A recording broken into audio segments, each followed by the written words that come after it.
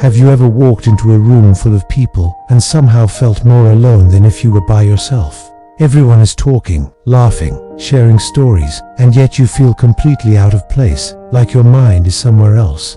The conversations around you feel shallow, and maybe you've quietly wondered, why do I actually feel better when I'm alone? For a lot of intelligent people, this feeling is more common than they might admit. It's not because they dislike people or can't socialize. It's because their minds simply work differently. You see, when someone has a deeply analytical mind, silence doesn't feel empty, it feels peaceful. When the noise of the world fades away, their thoughts finally have room to breathe, while others might get bored sitting alone for an hour.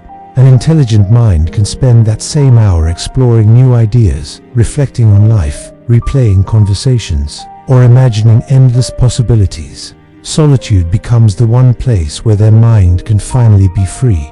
Another reason intelligent people often prefer being alone is that they crave depth. Small talk about the weather, random gossip, or surface-level conversations can start to feel draining after a while. It's not because they think they're better than anyone, but because their brains are naturally wired to look for something more meaningful. They want conversations that make them think, that make them question things. Conversations that reveal something real about another person. And when those conversations are rare, being alone can feel far more fulfilling than being surrounded by noise. There's something else that's often misunderstood. Intelligent people don't necessarily have fewer friends because they struggle socially. Often, it's the opposite. They simply become more selective with who they let into their world. They value honesty, authenticity, and emotional depth. When they don't find those qualities around them, they'd rather protect their peace than force connections that don't feel genuine.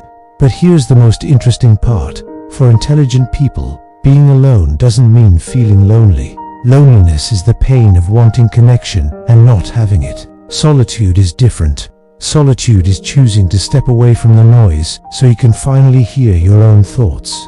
So, if you've ever felt more comfortable spending time alone than constantly chasing social validation, if you feel like your mind is always analyzing things others barely notice, or if you just don't quite fit into the usual social rhythm, there's a good chance nothing is wrong with you. Your mind might simply be wired for deeper thinking, and sometimes, the people who spend the most time alone are the same people who quietly understand the world more deeply than anyone else. Thanks for watching.